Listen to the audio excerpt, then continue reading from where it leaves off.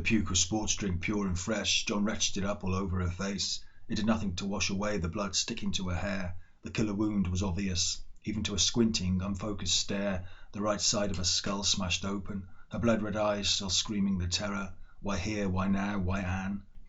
Just seconds ago, John walking a minute from home, a 5-mile run still fresh in his chest, his mind still emptied at peace. He ran the Shropshire hills, swam the pools and lakes, always alone, a taste of something wild, his one taste now that Anne had told the truth and laughed their affair dead. Her body lay planted, a den of trees gave cover. It was the place they had come for al fresco fun. It led from his garden out towards the hills. He felt no guilt, no blood on his hands. The eyes of the living told him little, confused and dazzled him. The eyes of the dead were an easier view, thoughtless, turned off with nothing to hide. He was not the killer, but the panic he felt erupting inside was a scramble to save himself. A life shattered, his own, flashed before his eyes. The consequences of murder came piling down on him alone. Exposure threatened him. He ran a minute's sprint to get back home. An upstairs window, the den of trees that concealed the stain on an otherwise idyllic view. Autumn strokes brushed pasture land. A single house crashed the scene. Find a body, be a suspect, be investigated. John knew this. Vomit left the trail. Their history scraped the groove deeper into granite. He would have to call the police. Of course, he should. Anne seduced him. They met inside the village shop, a typical Londis, but with an additional line in bulk animal feed. He was a countryside newbie with 4 months' credit. He came for shelter, the hills and the solitude. He had little wish to integrate. He didn't think he could. The Londis was usually out of bounds, emergency supplies only. The anonymous expanse of a Tesco Extra, a 15-mile drive into the nearest town, suited his needs better. He dabbled with Tesco online, but the primal thrill of driving his nearly new Volvo XC90, just 6 months old and still in its birth year of 2016, kept his grocery shopping real. He was the boss. He worked from home. He shopped early morning when the store had an exclusive air, a VIP in the first-class lounge ushered away from the hordes. The day they first met, he went to Londis for a bag of coffee, overdressed as usual, head to toe in Canali, his favourite luxury Italian menswear brand. The apparel he shared that Tuesday mid-morning with the village folk, a rust-coloured wool cashmere peacoat, black shirt, cream lightweight chinos and a pair of blue suede driving moccasins. Such style made him think he looked like an important somebody going somewhere important with an obvious need to hurry. Entering Londis, a conversation with the lady behind the counter rehearsed in his mind. I like your coat. It's Canali. Who? They're Italian. I've never heard of them. I know, they're not like Armani. You can't buy their cologne in Superdrug. I wish my hubby would dress like you. I annually visit the charity shop to drop off my waste. I could let you have first dibs. He hasn't got your physique. Right, well, bye. Changing in and out of his uniform took 5 times as long as getting to Londis and back.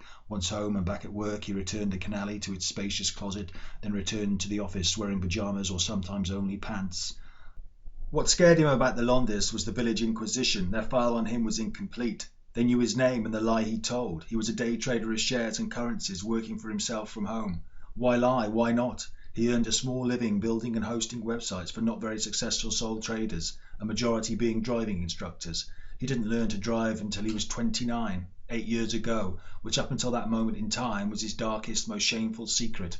While studying for his driving test, he realised many independent driving instructors had no internet presence. It was a market he could exploit, which he did ruthlessly. As he worked from home, his parents' house, his overheads were minimum. He stacked them high and sold them cheap, undercutting all competition. He had 4 website designs, which he mixed and matched several hundred times to provide websites for clients from all over the country. His current annual profit was £27,800. He felt himself a professional success, a man who had forged his own independent way in the world. Winning a 6-figure sum on the national lottery also helped, as did his parents, who both died well, cheaply, long before incurring the costs of a nursing home. The day trader lie was to accommodate the fruits of his secret good fortune. John knew good luck had come his way, although this wasn't simply randomness with an outcome favouring him. He thought himself more deserving of positive randomness than anyone else. John couldn't believe in true randomness, even though he believed in nothing spiritual. The freak was somehow always preordained. The lottery win was his by some exceptional right, a reward or gift for some unknown quality behaviour, perhaps to do with his sartorial promotions. John slipped inside the Londis and sped towards the coffee. The route rehearsed and followed, his head down, the exact money required clenched in a fist, ready. At the shelf, a label confirmed the price. His senses bristled. The store was busier than expected. A glance at the till revealed an opening. He took his chance and made his move. Coffee scanned, price announced, correct. Money passed, a quick count, bingo.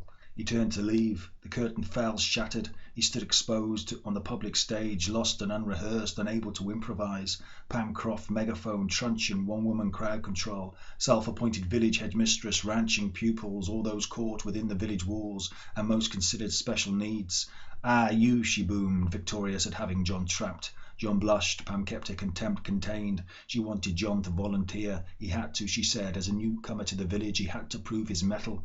John, startled by the suddenness, the unexpected barrage of scrambled communication, the prying eyes and judging stares, his mind went floppy. He couldn't read her face. The sound of her voice punished him, induced anxiety. He fell behind as she raced ahead, but he remained trapped in the riot of a protest march. Slogans kept coming, pelted at him. Community action against speeding drivers, a menace to the village. We must defend our borders. Children will die.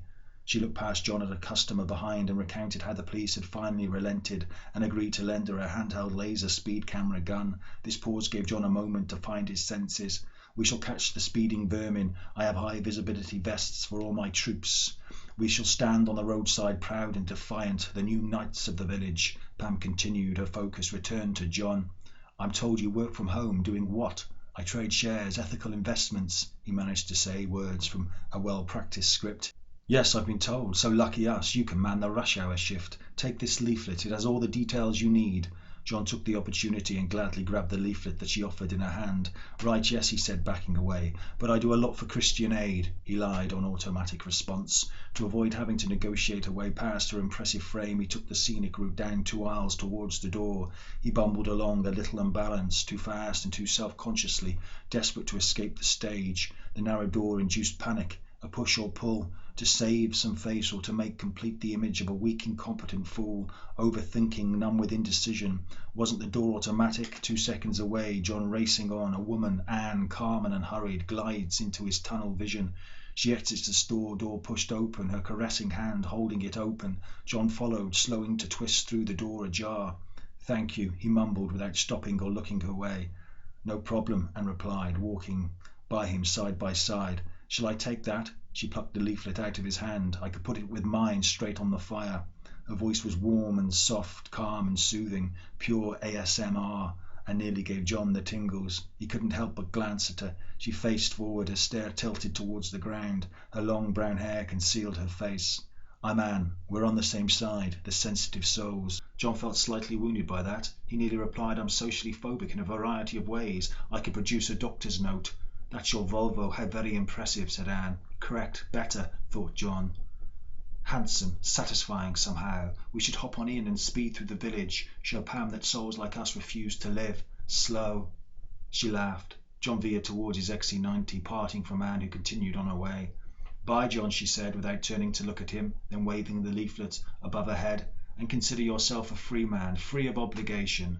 All John wanted was to get inside his XC90 and shut the door on the outside world. He sat sealed inside his mobile gated community, relief outweighing shame, glad to feel himself again with his personal space restored. They met again 2 days later, John close to finishing a 3-mile run past the driveway that led to Anne's land, and a 5-bedroom cottage with stables, paddock, and an annex that John could see from his back upstairs windows. He heard his name shouted, an urgent primal call. Startled, he stopped and looked. Anne came sprinting towards him. As the sky was cloudless, John wore his Oakley Raider Path sunglasses. With his eyes concealed, his emotions hidden, he felt less raw, barely exposed. Running the hills made him feel as much of a man as he ever could. He felt empowered, elevated, greater than his usual self. He ran solo, appalled by the thought of joining a club. Alone and at one with nature, he would sometimes imagine himself to be a giant bounding over the hills, forged from rock and bone. He stood waiting. He couldn't look away. Currents trapped him. Anne was older than him, but beautiful, glowing, country fresh. She ran freely, unashamed, speed not gait her only concern. She too was flushed from exercise. Joppers, riding boots and a polo shirt skinned her as tightly as lycra skinned him. Sunglasses kept the surface smooth and knowable, hidden depths plugged. In one hand she carried a mobile phone, in the other a whip. She explained her urgent need. "I need a man to drive me." Her frail mother had been taken ill. The care home had called just a minute ago, advising her to come and visit as a matter of urgency. She couldn't drive herself. She was currently unable to do so. Please could John be a hero and give her a lift? John, flattered by the hero hype and always willing to avoid conflict, agreed to her request. "I'll go and get my car and come and pick you up," he said. "No, it's only a few hundred meters. We'll run," she replied. "You lead. You take me." She held his hand, dazzled by the moment. John felt no discomfort, only the flow of adrenaline pumping between them. "To the XC90, he actually said it. They set off, John the giant cutting a path to safety. He steered them into a field of pasture that swept down towards the back of his house. Whenever their handheld bomb got broken, it repaired to reunite them again. They passed through the den of trees, about to reach John's garden, and suddenly pulled away and answered a mobile phone. They both came to a stop. John watched as Anne spoke on her phone. He couldn't recall hearing it ring. "What? Oh, right. Oh, is she? Great, that's great. Yes, tomorrow, of course, tomorrow." John could only think it was good news from the care home. He glanced at his XC90, which he could just about see parked on the driveway, and felt a pang of disappointment, more for it than him, as he knew it craved a moment to test and prove itself. And ended the call and looked at him, deflated. Emergency over. "Oh well, do I look a fool to you, John?" John hoped her reddened face was blushing. It would help level the field and make her more touchable. "I'm sorry," she continued. "Not a problem, any time," said John. "Deal," said Anne. "Thank you. But now, what now? Look at us, so hot and breathless, and me with a whip. What will people think? Let them think anything, anything. What concern is it to us?" She laughed vaguely, then stepped towards him, coming in close. "You'll have to excuse me. I'm somewhat giddy. It's all been so anticlimactic." She looked unsteady. John held out a hand. She took it and held her balance. The high of a ride, flattened by the news of a mother in crisis. I had no hope, no way to reach her. But then you, John, you a hero, maybe, yes, you a hero. We joined the race, but it led to where? To here, to only frustration. Our rush of adrenaline denied a climax, a satisfying, completing release. She embraced him tightly. John felt like a giant. "Isn't it terrible to see the age so sad and decrepit?" Her voice, almost a whisper, trickled into John's ear. He felt beguiled. "How long have we got to live as thrillingly as we can? To run, to ride, to feel whole, all the pleasures our bodies can offer?" John could think of nothing to say or do. "Fuck me, John, fuck me now." "Right, yes. But you started, though," was all that John could say. So she did, all the way to the finishing line. Once done, she thanked him. "Thank you." What a moment. Now quickly back to reality. She stood up, looking down on him. "And as you said, John, any time." And with that she hurried away. They met again 2 days later. John was at work building a website for a failed driving instructor whose new business venture was pet sitting, anything smaller than a cat that could be kept in a cage or a tank. The doorbell rang. It had built-in CCTV. John had CCTV cameras guarding every inch of his property. He checked the colour video feed on his computer monitor and saw Anne standing by the door. He froze. Instinct's first call was to pretend to be out. Anne's presence shocked him. Home alone, sealed inside the bubble, thoughts of a third awkward encounter hadn't started to nag. Their alfresco adventure still played in his mind as a positive. It was one of the most successful encounters he had ever had with a woman. Could he reform as well again? The stars had aligned. He was a giant of a man. Here now he felt himself a designer of shitty websites. Anne pressed the doorbell a second time. Instinct held John firm. What did she want? A lift? Sex? To get to know him more, if not properly? He watched her. Her perfectly tailored clothes were chic and formal. It was a look John could only admire. Her posture was calm and relaxed, and a smile naturally formed. He wanted her to help her. Did she want a lift? He owed her one at least. He thought, be a man, level the score, don't even charge her for petrol. And pretending to be out would be just as stressful.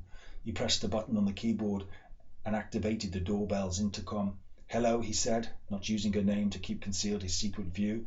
Anne, unfazed at hearing his voice, said, "John, I hope that's you." Yes, it's me, John. It's Anne. We met twice before. I'm sure you recall." She laughed carefree. "John, could I possibly trouble you for a lift? Please say no if you must. I would hate to be a pain, but you did say to me, as I said to you, any time the need or fancy takes us."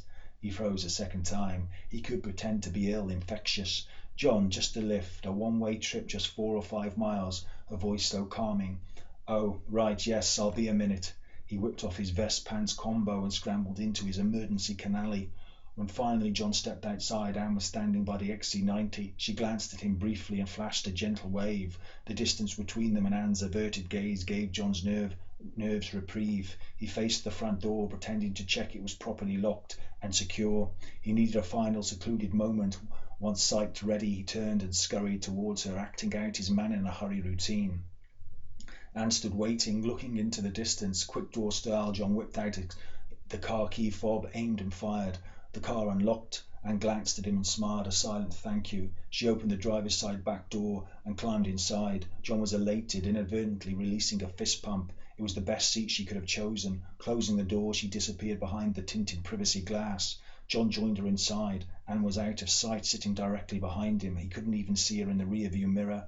Right, ready to roll, he said, hurrying to secure the seatbelt and turn the engine on. Wonderful. To Brockton, to the care home where my mother resides, Anne replied, her voice soft and unhurried. Brockton, oh Brockton, yes I know Brockton, I won't even need to sat-nav it, said John. A warning bong started to sound. John knew why, but the explanation wouldn't leave his lips. Is that your bong or mine? Asked Anne. You're not wearing your seatbelt, said John. Naughty me, said Anne. It is a Volvo. It's got certain standards, said John. It will bong all the way. Then strap me in, Mr. Volvo. I don't mind if you don't. It's your responsibility. You're over the age of 14. Lucky for you, said Anne. Ah, then getting the meaning definitely. The bonging stopped. Right, to Brockton, just give me a minute to pull out safely. It's a big car for the narrow country lane. John feigned intense concentration and the silence that came with it as he drove slowly out of the driveway onto the narrow single-track road. A warning bong began to sound. John glanced at his dash. Anne's seatbelt had been released. A voice, her mouth just inches from his ear. John, please don't think you have to talk to me. Don't worry about amusing me or keeping me entertained. This shouldn't be a stressful thing for you. It should be a simple, easy pleasure. It will be for me every moment we share. We should agree to enjoy each other's strengths. Words are cheap and often false. What matters to me is the driving, the fact that you are actually doing something for me, helping me. That is what I rate and judge you on. Many women detest such silence, but let me assure you, I am not one of them. In fact, in many ways, as someone who can live inside their own imagination, I, like you, often find it preferable. Anne sat back. The bonging stopped. Her voice remained inside John, making his body tingle. Nothing more was said until they reached the care home. John parked. Anne moved to get out. Thank you very much. I will see you soon. No need to wait. I have it all under control. 3 days later, she called on John again. They talked via the intercom. She required a lift. John was a little reluctant, but couldn't say no. John opened the front door, expecting to see Anne waiting by the Volvo, but she loomed in large, standing just outside. John, you're such a good man, she said. She stepped forward, coming inside. John stepped back into the hall. She opened her full-length coat and let it fall to the floor, leaving only a suspender belt and stockings to stun John rigid. As before she started it, John was totally unprepared. Anne had to work hard to warm him out of his freeze, but animal instinct saved his day. The front door remained open. John feared exposure and noise pollution, and groaned and cooed, but thankfully released no rapturous screams. All that porn saturating us. Thank God I got you to make me feel so real, she told him while riding him on top. Initially shocked by this and the smell of alcohol staining her breath at 12:15 p.m, he later concluded it was possibly the nicest thing a woman had ever said to him. When finished, Anne had no time to hang around. That lift, could you possibly run me home? She asked. John couldn't refuse. Once there, they exchanged phone numbers. From then on, when needing a lift, she would always call ahead and John would always pick her up. Their affair lasted nearly 4 months. It was based on sex and chauffeuring. John drove Anne to a variety of places: the care home, a health club, a salon, a farm shop, the dentist, the hospital for a smear test, into Shrewsbury, sometimes dropping her off, other times waiting for her and then driving her home. The sex, which Anne always initiated, was never bedroom-based. In terms of each other's houses, they never got past the hallway. For John, this was perfect. His inner sanctum remained his own, unviolated. At first, having sex in the Volvo felt wrong, but John forced himself to accommodate Anne's needs. So a blowjob while parked up at the care home became the routine. Anne never threatened John's personal space. He never felt watched or judged. What conversation they shared was thin and direct. Like master and servant, their eyes rarely met. She made him feel as comfortable as it was possible for him to feel. There was no emotional emergencies or crises of a personal kind that she brought to his door. She never sought his advice or asked how he was feeling. Her only demand was that they kept their affair secret, to which John readily agreed. The XC90 performed brilliantly. A 2-week period saw a torrent of snow, but the XC90 would not bow down. It ploughed on through without missing a beat, and loved the car as much as John. Yes, a 4x4 of this size, driven exclusively in a town or a city, is a monstrosity, but out here in the deepest wilds of Shropshire, such a car is an absolute essential bit of kit. You'd have to be quite desperate, literally desperate, to manage with anything less, she said on more than one occasion.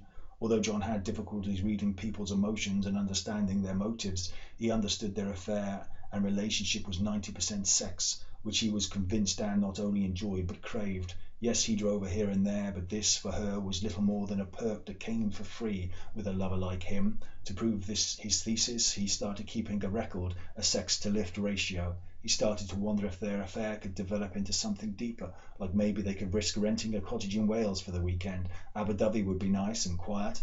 Having pondered the idea for a couple of weeks, John was ready to suggest it to Anne, but unfortunately her 13-month ban for drink driving came to an end and she dumped him and told him straight to his face, well, at times via the rear-view mirror, it was the last time she was ever to sit in the back seat of John's Volvo. It's over. I have to tell you, it has come to an end. Her voice was harsh, uncompromising. Why? Asked John. It doesn't matter. Don't look so humiliated. It makes you look weak and pathetic, humiliated by such a trivial concern. I'm telling you straight and in person. We work well together, all three of us. Let's leave it at that. Don't start whimpering or feeling sorry for yourself. If I look humiliated, it's because you're telling me in person. I'd have been happier with a text. Well, it's over. There won't be a next time. How will you get around? I'll drive myself. I've got my license back and I've ordered a new XC90, brand new, on this year's plate. Yes, bitch, he said to himself. I could call it John. Her voice was tinged with laughter. Don't. These cars are always female anyway. Fine. Well, just to make myself perfectly clear, don't dare make trouble for me, John. The quiet ones, are they the worst, a deep well of potential trouble? Well, if they are, you don't scare me. Don't think I haven't got anything on you. Cause me trouble, trust me, I will leave a permanent look of humiliation fixed to your face. We had a mutually satisfying dalliance. Accept it and move on. Go out, meet new people. There are plenty of tarts in the village to keep you entertained. But be wise, don't you dare ever mention us. Trust me, I wouldn't want to. Her voice softened. I know. And I'll thank you for it. And I'll say this too, you're an excellent driver. You really would make a first-rate chauffeur. The sex, well, it was fun, but you run up hills. I was expecting a lot more commitment, more stamina, more power and thrust. If anything, it was more akin to running downhill, too fast, on the edge of control, expecting you to trip and fall at any moment. I can work on my fitness and improve my stamina, but there's not much you can do for your fading looks. You've been up and down that hill too many times. It won't be long before you're well and truly over it. She laughed, pleased and surprised at John's comeback. There's plenty I can do. It's amazing what surgeons can offer these days. Give them a call. They may be able to build you an average-sized dick. This did little to hurt John. He had Googled his measurements long ago, with positive results returned.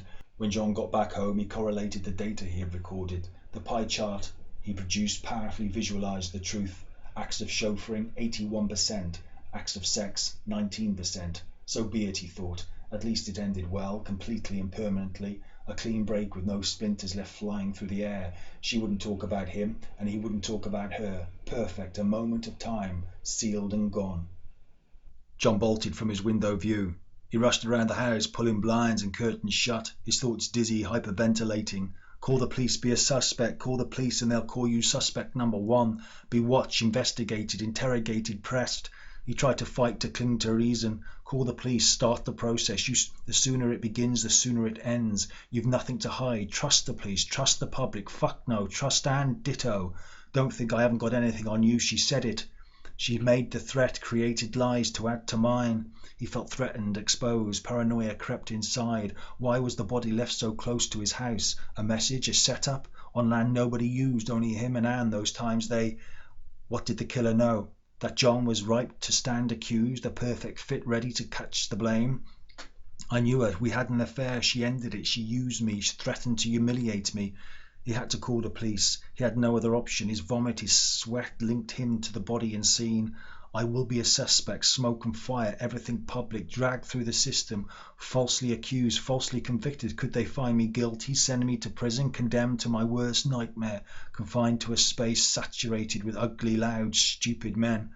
Could the evidence be compromised? Could he wash it away? Would the weather do his bidding? Could the murderer have set the body alight? What time did John have? Who else could stumble upon the body? No one walks that land. Who could report Anne missing? She lived alone, a stepdaughter, her only child, lived in the annex, From what John knew, they didn't get on and rarely spoke. It could be several days before someone informed the police. Did this give him time? Not without risk. If the body was found, or if the police later discovered John delayed reporting his find, he would stink of guilt. Fire is quick and devastating, but a corpse would still exist. The flames would be a beacon. A murder investigation would crawl close, if not all over him.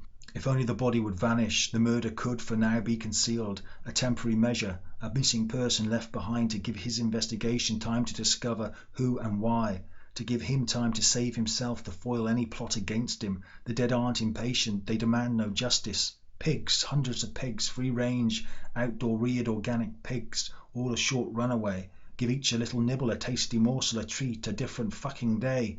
Remove the body and me as much as I can from the criminal equation. But could I? It would mean destroying valuable evidence. But if he promised, vowed to do all in his power to investigate the crime and bring the murderer to justice, then could he? A selfish act, but one to bring balance. A brave act to stop an injustice, the one that threatened him.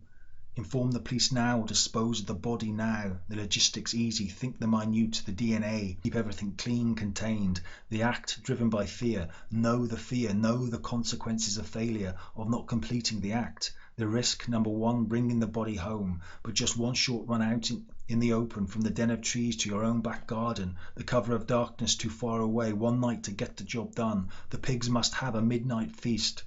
Act now or call the police. He picked up the phone. A panic attack surged through him. He slammed the phone back down, then he ran to the garage. He had a tent, a two-man self-erector. A minute later it stood on the floor ready to use. Unable to peg it, he used 2 bags of sand to weigh it down. He had the tools, a handheld electric reciprocating saw with a 6-inch blade and a George wet and dry vacuum cleaner.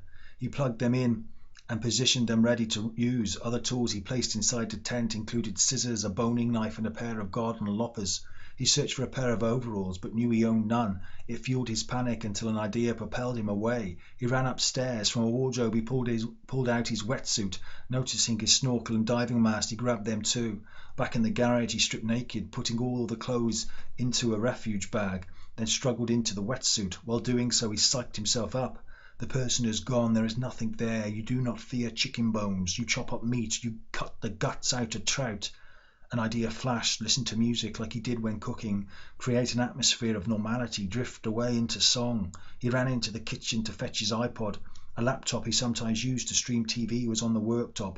It gave him another idea, to manipulate his digital footprint, to create evidence of normal activity. He logged on to Netflix and started to stream an episode of Top Gear. Safe and believable, good honest men having good clean fun together, and all available episodes already watched several times, so no trouble in recounting his alibi.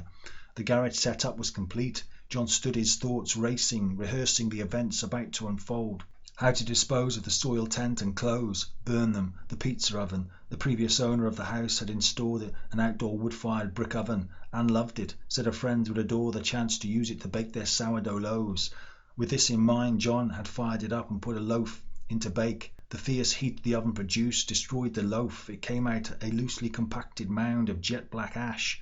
John grabbed a bag of charcoal, ran it to the oven and launched it inside.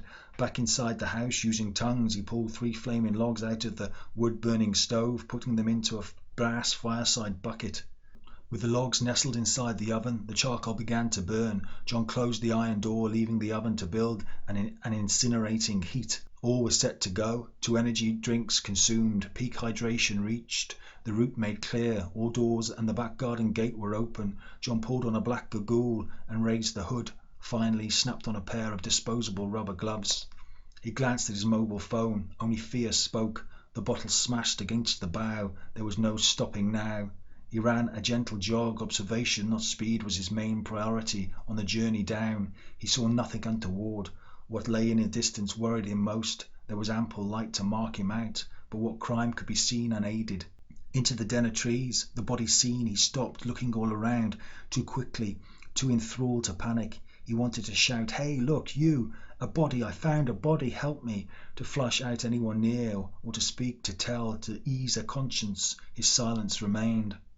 Fearing his own stillness, he ran forward, his stare unfocused, the body set in his peripheral vision, diminishing it. He grabbed the lapels of the coat, wrapping the body cold, then pulled the body into a sitting position.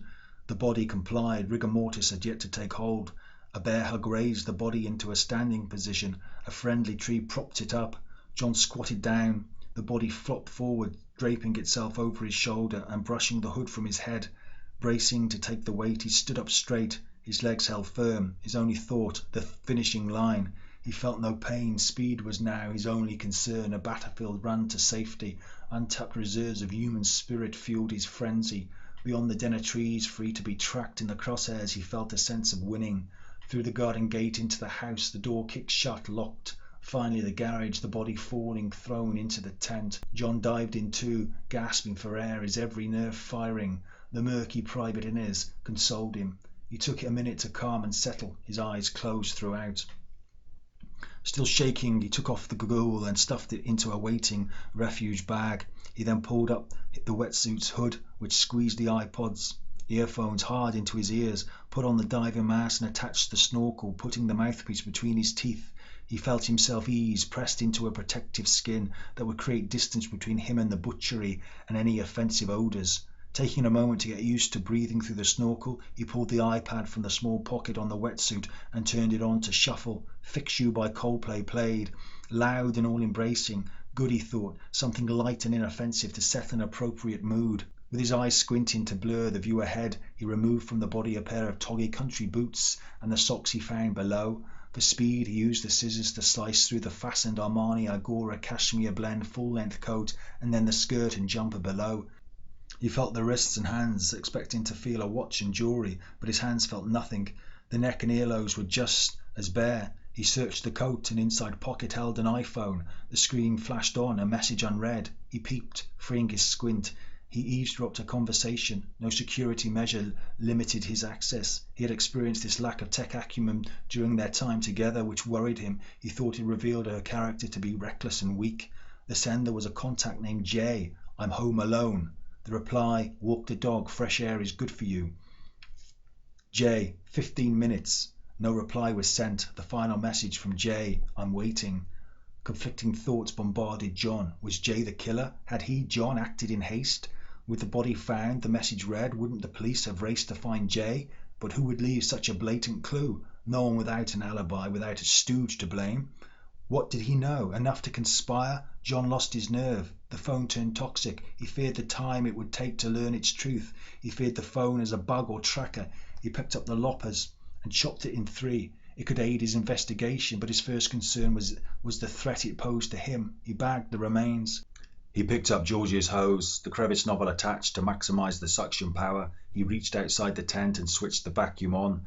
John revved the electric saw. Usually when using any power tool he was the star of health and safety, but here now, even in such a cramped emotional environment, he squinted his eyes and prepared to let rip with haste. With the crevice nozzle positioned to suck up any blood, John set the 6-inch blade on the right foot. It took little coercion to chop it clean off just below the ankle. Using the lopper, he chopped his first appendage into numerous smaller pieces, then bagged them all into a bag he knew as possibly too bony even for pigs. Next, he took the right calf off just below the knee. The bone was a tougher cut, so he finished it off with the loppers. Thinking the joint too large, he chopped it into 3, then put the pieces into a bag known to him as quality pig feed. He cut the right thigh straight into 3. More flesh meant more blood splatter, but not as much as John had envisioned. Without a pumping heart to create pressure or to act against gravity, the blood and other bodily fluids were no match for the George, which stemmed the flood with ease. He proceeded with the next leg as he had with the first. He then took off the arms and moved on to the head. With the song Set Fire to the Rain by Adele fueling the drama of his own self-preservation and a towel covering his face, he didn't even pause. He sawed and lopped it off, then bagged it separately and whole, wrapped in the towel. With the George losing suction, he turned to the tent door and very carefully checked the waste liquid compartment of the George, which was just outside the tent. It was beyond the maximum mark and close to overflowing. Having just prevented evidence contaminating his garage, he felt a sense of winning. Using a measuring jug, he transferred the 9 litres of pinkish slop into a waiting plastic storage box.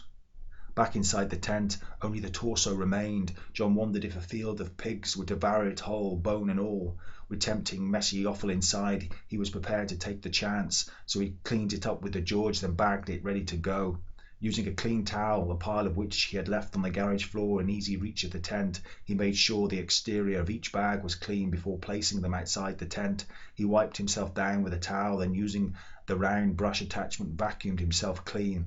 Once done, he turned the George off, then crawled out of the tent. Carrying the bag of clothes, which he had tightened into a pellet using gaffer tape, he left the garage through a side door that took him out into the garden.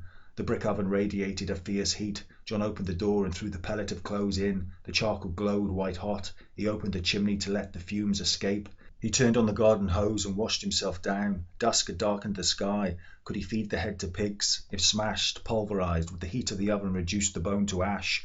Back in the garage, he used a clean towel to dry himself, which he then discarded into the tent. He put the bagged head into another bag and then again into another. He searched the garage and found a sledgehammer and a lump hammer, which, like most of the tools to be found there, were once part of his father's considerable collection. He had a tool for every occasion, to stop decay in the wilds of nature taking over home and garden. John wrapped the triple-bagged head in a thick strip of plastic sheeting, rolling it several layers deep. To protect the sheeting from the hammer, he laid a piece of carpet and offcuts left over from the shag pile now covering his living room floor over the sheet and head. With sledgehammer in hand, he paused, waiting for the final bars of the song Candy by Paolo Nutini to finish. As soon as the song I Want to Testify by the Parliament started to play, he rained the sledgehammer down. It took several blows to flatten the lump. Kneeling on the floor, he used the lump hammer to pulverize the pieces ever smaller. The going was chain gang hard. He couldn't help but visualize the brain liquefying with each and every blow. His own brain rebelled, throbbing with stabs of pain. Once content he could reduce the fragments of bone no further, and hopeful that once baked in the oven they would be at least more brittle and breakable, he took the plastic wrap to the oven and stuffed it into the inferno, using a Dutch hoe to bury it amongst the charcoal. He turned on the garden hose and washed himself down. He then stuffed the nozzle into the drain and left the jet of water on to chase away the slop. In the garage, he removed the snorkel, mask, wetsuit and gloves, placing them all, except the gloves which he threw into the tent, into a refuge bag, along with the loppers, saw and toggy boots. He carried the bag to the bathroom and put it and the contents into the bath he had already filled with water, bleach and various other household cleaners. He dressed for the cold and the night-time run about to start. A headlamp would light his way. In the garden he turned off the hose. The smell of burning plastic stained the air. He threw a bucket of coal into the oven and used the door to fan the flames. He dared not look inside. He blocked out the sound of spitting fat. John knew the way to the pigs. Darkness was no obstacle. The headlamp was adequate. His experience of the terrain considerable. He left the iPod behind. He needed his senses free and primed. A rucksack on his back held the torso. He tried to resist mental flashes. He as Luke Skywalker, Yoda strapped to his back. He went across country as much as possible. The fear of exposure drove him on. When running the narrow roads, headlights warned of approaching vehicles, always allowing time to hide behind a hedge or tree. He jumped the wooden fence and entered the field of pigs. Darkness held it. Silence too. A few dozen arcs sheltered stood midfield. He walked through the black. The headlamp lit a small pool of bare, neglected earth. He failed to see an electric fence, a two-line system just 1 foot high. It gave his leg a painful shock, but the pain served him well. It felt good, cleansing, appropriate, a pure shot of energy. He touched the wire with his hand to feel the surge again. One more for luck. He had seen beds of straw outside the shelters. It was where he planned to deposit the food, on absorbent, regularly changed straw. He feared attack, being knocked down and eaten, while he bet to himself still alive. He made no attempt to proceed quietly. He thought the pigs would smell him coming. He thought he heard a grunt. He slipped off the rucksack and held it ready to be a weapon or distraction as required. The shelters appeared out of darkness. The moon moved free of cloud and helped illuminate the view. The stench of the pigs and their muck was caustic. John worried, would the food be lost, its aroma smothered? His own stink had so far failed to rouse the pigs. He was all that moved, the only sound disturbing the peace. He could only hope the pigs were fast asleep, snuggled inside the shelters. He took the bag that held the torso out of the rucksack. Here, piggy piggies, here, piggy piggies, come, piggy piggies, he called to them. What the fuck am I doing? He wondered aloud. He held his breath and closed his eyes, and tipped the torso out onto the bed of straw. From inside the nearest shelter he heard muted grunts and rustling. He reached into the rucksack and took out a kitchen waste caddy bin liner which was full of organic matter, including waste meat, which he always threw in, and several additional chicken thighs that he had taken from the fridge. This pig swill, he thought, It might tempt the pigs into eating it more. He lobbed a few handfuls into the shelter while kicking its steel walls and whistling as if calling a dog. Moving back to the torso, he set a trail of pig swill. The grunts got louder, closer. He looked. A gang of pigs, bloody big ones, he thought, swarmed towards him. Startled, he stumbled, treading on the torso. Instinctively, he apologized, but then kicked the torso, shunting it towards the oncoming pigs. The pigs set about it with a thoughtless, automatic greed. John watched the devouring, listening for the sound of crunching bones. Pigs late to the feast and too weak to barge their snouts to the front of the trough came running after John. He panicked, backing away. Remembering he had brought a hand to test the pig's appetite for the more bonier cuts, he reached into the rucksack. One bag remained. He grabbed it. It grabbed him back. The feel of something all too human. He pulled his hand out desperately, trying to shake it free. The severed hand shot out of the bag. A lucky pig claimed it, fake fingernails and all. Many others, in demand of food, came running after him. He turned and sprinted away. With the rucksack replenished and the oven fed coal, John started his second final run. Two fields shared the lot. The pigs in each were happy to oblige his crime. Alone, running, John would often think of nothing or drift vaguely through a daydream, but tonight his thoughts were wild. To conquer them, he went through the plan, obsessing every detail over and over again. The tent and all it contained, the rucksack and his running clothes he destroyed inside the oven, the discoloured wetsuit, snorkel and mask he cut into pieces, then put into a refuge bag, as he did the loppers, saw and boots. He hammered a chisel into the top of the George, damaging the electrics beyond repair. He cut the hose in half, then bagged it with the attachments and measuring jug. He bagged the iPhone, then smashed it into 1,000 pieces. He took the bags and the George to the XC90 and loaded them into the boot. His hands wore gloves throughout to prevent fingerprint contamination. Finally, he showered, scrubbing himself raw. Why were there no house keys found on the body? John had witnessed Anne leave her house without locking the door, propelled by a spontaneous, carefree spirit. However, in John's experience, only when she was set for a swift return. Had she gone out to meet Jay and left the house unlocked? If so, would signs in the house point to this? Lights, heating, a radio left on, even food in the oven or a stone-cold loaf in the bread maker. Evidence that suggested a quick return, but which now told of something wrong, a vanishing, a need for immediate concern and action. John wanted to pause the crime, to have no urgent alarms raised. He wanted a period of calm, time to think and investigate. He ran to Anne's house, took the road, wearing slippers.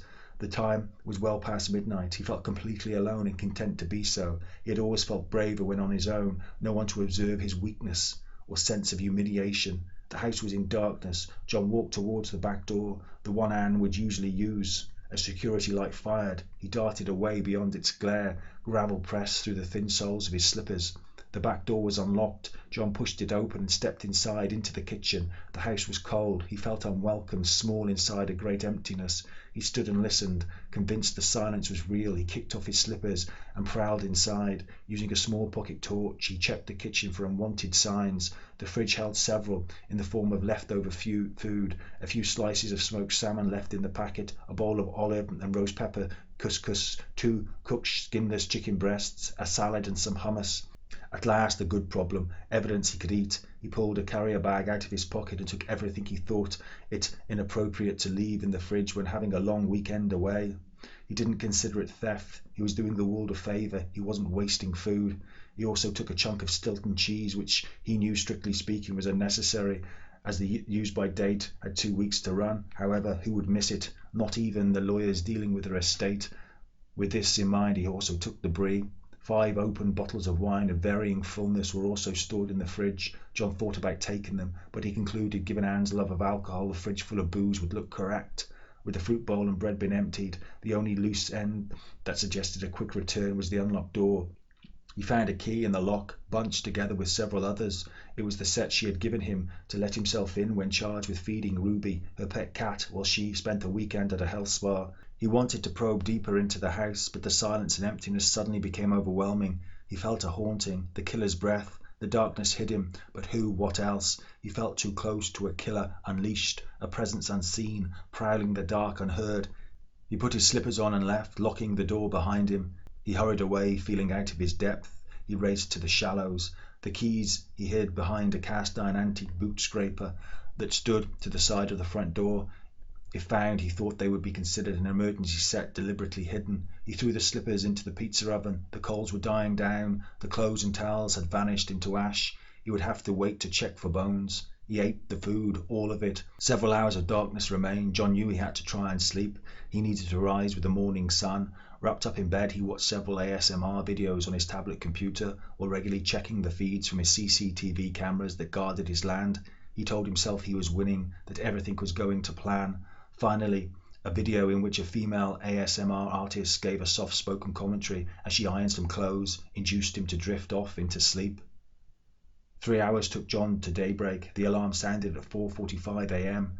His waking was instant, straight into the panic of reality. He knew without thinking yesterday was not a dream, and nor was it over. The pizza oven's exterior was still hot to the touch. He left the door open to help dissipate the heat. 2 double espressos and a homemade high-energy smoothie fueled his run. A 5 a.m. run was not his normal routine, but he thought it the path of least suspicion. A hill runner dressed accordingly, running across fields, even if those fields held pigs, was more of a natural sight than a man dressed in jeans walking the fields having driven there. He wore a rucksack. It carried 2 empty Tupperware tubs to store any leftovers he found. The pigs were awake and active. For John's own peace of mind, he had to perform at least a quick running search of the field. In the sky and the treetops he noticed a large number of crows, good he thought, scavenger birds, for once a positive omen. As sure as he could be that no one was watching, he jumped the fence and entered the field. He jogged as slowly as he dared, his stare scanning the ground. He jumped the electric fence. He wanted to touch it and feel the boost of an electric shock, but thought if someone was watching him, he would look like a weirdo. A dozen pigs began trotting towards him and quickly closed him down. Their playful, curious ways prevented him taking a direct route across the field, and so helped him conduct his search. To avoid their inquiries, he had to twist and turn and circle around, which gave him more time to scan the ground. A patch of red staining on straw was the only point of concern. The weather forecast predicted rain. Would the stain be washed away? Would the farmer even care to notice? The 2 other fields played out the same, some staining but no other visible signs of concern, at least none that John had detected. He ran home, taking a route that took him through the den of trees. Once there, he scoured the scene for clues, anything incriminating him, the murderer too. He found none. The earth which had lain beneath the body, to his eyes, looked undisturbed, but would an expert eye find it rich with information? If the rain held off, he planned to return. His cordless leaf blower would, he thought, disturb the scene with a natural air. With the oven door shut, he soaked the oven's exterior with water from the garden hose, cooling it down inside and out. He swept the cremated remains out into a wheelbarrow. It was mostly ash, although some solid lumps remained. If they were coal or charcoal, they smashed to ash easily with a hammer, not so if they were teeth or bone. He found a dozen or so fragments of blackened bone and several complete and broken teeth, all of which he placed in a Tupperware tub. The metal zips, press studs and buckles that had survived the inferno he put into a carrier bag. The remaining ash he scooped into a refuge bag. Having destroyed his mask and snorkel, he wore a DIY dust mask and safety goggles. The final scoop of ash he swept from the dustpan into the Tupperware tub. He hosed down the wheelbarrow and the inside of the oven, then closed the door for good. Wanting to create a digital footprint that gave the impression of a normal day's digital activity, he quickly completed a new website, uploaded it to the internet, then emailed the client to tell him the website was live. His Facebook and Twitter accounts were essentially fake. The professionally created cartoon-style profile photo he used for both showed only a slight resemblance to the real thing. Obviously, it was more youthful, with an impressive quiff haircut and a short stubble beard. It was hipster-light, enough to suggest digital design competence without looking like a dick. Some of his posts were genuine, to announce a new website he had built or to link to driving instructor industry news, but most were not. He rarely lied about himself. In fact, other than exaggerating his running, he rarely said anything about himself at all. However, he would regularly plagiarize clever and witty posts, passing them off as his own. His favourite source was a man whose profile stated he worked for Saatchi & Saatchi in London and Beirut. It was a ruse John thought perfectly safe, that would never lead to exposure, for the chances of driving instructors encountering these cool examples of hipsterati were minuscule. Recent posts included, "I'm so good at communicating with my neighbours, just change my Wi-Fi name to your music is shit. My phone reception is so dead I can contact the spirit world. A plane crashing into a cemetery would seriously confuse the rescue team picking up the bodies. I could never DM a picture of my penis. It's more than 140 characters long. Sushi is so healthy. Even the food is on a treadmill. My annoying neighbour called me at 4 a.m. Luckily I was still up playing my trumpet. All flowers are self-raising. Weird. I have never seen an ugly mirror. I'm not drinking and driving because I have no idea where my car is. Some people should cure their dangerous addiction to oxygen. Have a tweet. The universe won't expand itself into nothingness on its own. When vain men get old, they die many times. 20 things to do before I die. 1. Shout for help. 2. To 20. Wait. He fired off an original post detailing his early morning run and his encounter with a field of pigs.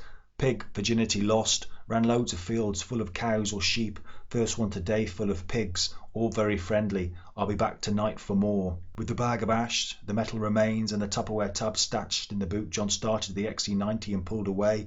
He glanced at the 9-inch centre display. It told him his mobile phone had connected to the car. He pulled his Galaxy S7 out of his coat pocket and switched it off for fear it would leave a record of the journey he was about to take. He drove high into the Shropshire Hills, 30 miles from his home. On an exposed open road, he pulled over into a small lay-by and waited to feel alone. He stepped out of the car. No humanity marred the view. A solid breeze blew. Rain drizzled down. He opened the boot, grabbed the bag of ash, and fed the contents carefully into the wind. The ash quickly thinned into nothing. When empty, he tore the bag into a dozen pieces, then cast them out too. The bone and teeth he deposited into the River Severn, dropped in from bridges or thrown from the riverbank as he walked the Severn's loop around Shrewsbury's town centre, one piece at a time as the opportunity arose, sufficiently alone to pull a piece out of the bag inside his coat pocket and to drop it or throw it as required. The rain eased his passage, it thinned the crowds, made him and the people he passed bland and anonymous, excusing his hurried speed and the umbrella that hid his face. He still felt exposed and scared. The route he took led him from the pristine parkland of Shrewsbury Quarry, where the Empire continued alive, into the grimier, darker sections of town, or so his imagination told. From the centre he ventured to where the workers toiled. He could taste the Victorian filth. With cobbles beneath his feet, he passed under the Shrewsbury Railway Bridge, an inelegant, squat brick and iron construction that made him think of prison. Enclosed and with multiple lanes, it darkened the day around him. Echoes filled the space, dripping water, pigeons cooing and dropping shit, the musty smell and black, oil-filled water in which he saw eels and slime entwined disgusted him. He felt himself a Fagin or a body snatcher clutching his prize. From B&Q he bought a George vacuum cleaner, a navy blue coverall to fool the police if they searched his house, as such work would surely have been used by a man chopping up a corpse, and 2 bottles of drain cleaner. From Tesco's, a cheap pay-as-you-go LG mobile phone and 2 bottles of bleach. Using the self-service checkouts each time, he paid cash for it all. The recycling centre was busy, just how he wanted, to get lost amongst the crowd. He threw the loppers and the metal remains into the scrap metal bay, the snorkel mask, boots, measuring jug, vacuum cleaner, accessories, and the remains of the mobile phone he threw into the non-recyclable bay along with the wetsuit, which he left in the refuge bag. The George and the reciprocating saw he dumped in the bay for unwanted electrical items. To prevent fingerprint contamination, he wore a pair of disposable gloves taken from a box he kept in the XC90 to wear when filling up with fuel. Only the ash in the Tupperware tub remained. John had been unsure what to do with it, but now he knew. He drove home and once again went running. By a stream swelled by the rain and concealed inside woodland, John sprinkled the ash onto the water. The fast-flowing current took it, rushed a life away. He felt his own life, hooked, taken too. One threat had gone, but more would come. He could see no end, a constant rush. A strong urge to follow piled through him, to sprint the length of the stream, out into the river, the sea, the world, but instead he turned and ran away, back to where he had come from. At home, John locked himself away. He checked his mobile phone. There were no missed calls or messages. If there had been, he'd have dealt with them immediately, to lay the digital tracks that would tell of a normal day spent working. Before the night came, he took his iPad to bed, just for the CCTV. ASMR was not required to persuade him into sleep.